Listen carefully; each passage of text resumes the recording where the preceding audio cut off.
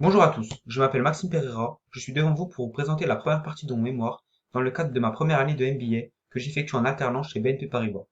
L'objectif de ce rapport de recherche est d'étudier le secteur bancaire afin de faire ressortir une problématique stratégique ayant un intérêt pour les acteurs économiques du secteur.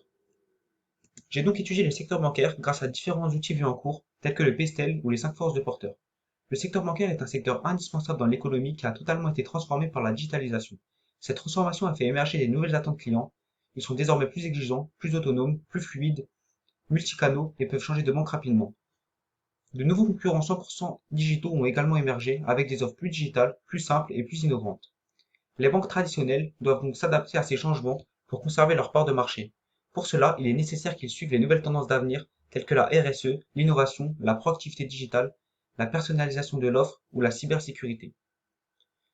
Suite à cette analyse, j'ai donc choisi un thème qui s'est naturellement mis en avant, les nouveaux enjeux liés à la transformation de l'économie, avec comme objectif d'être la banque tendance de demain grâce à une stratégie viable. Ce thème met en valeur l'avenir de l'économie et nous aidera à redéfinir les nouvelles orientations stratégiques à prendre. J'ai donc effectué une revue de littérature sur ce thème en m'intéressant à des sujets tels que la transformation de l'économie et du secteur bancaire vers la digitalisation, les nouveaux concurrents qui ont émergé liés à cette digitalisation, les nouveaux comportements du client et ses nouvelles attentes, l'importance du marketing digital.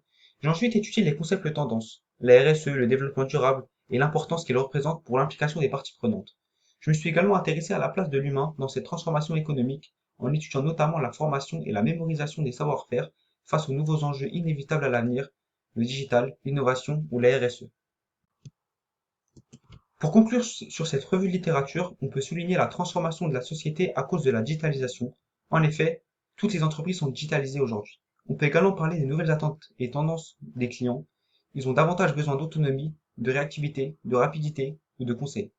De plus, les nouveaux enjeux et orientations stratégiques à prendre pour être l'entreprise de demain sont davantage présents dans la société.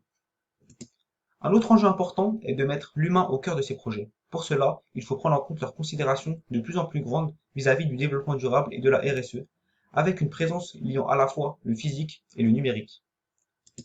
Suite à ces recherches, deux orientations stratégiques majeures ont émergé pour être en adéquation avec la situation globale de la société, l'innovation et la RSE. Sans innovation, on ne survit pas. Elle permet d'avoir la capacité d'anticiper toutes les évolutions du secteur et des parties prenantes. C'est par l'innovation qu'on projette l'avenir. Toutefois, toutes les démarches innovantes n'ont aucun sens si l'humain n'est pas au cœur des démarches. L'entreprise doit donc s'occuper et être garant du bien-être de toutes ses parties prenantes. Ainsi, ces derniers seront satisfaits de leur situation et s'impliqueront pour rendre l'entreprise durable. Le business model et le rôle des parties prenantes seront donc à revoir pour pouvoir être totalement en cohérence avec les tendances globales. Cette revue de littérature nous a donc permis de dégager une problématique en adéquation avec les nouveaux enjeux existants dans le secteur bancaire. En quoi le bien-être des collaborateurs permettrait-il d'améliorer la performance des opérateurs du secteur bancaire? Nous verrons en deuxième année de master les réponses à apporter à cette problématique et que nous nous emploierons à confronter à une étude terrain pour en valider le bien fondé ou non. Merci pour votre attention et à l'année prochaine.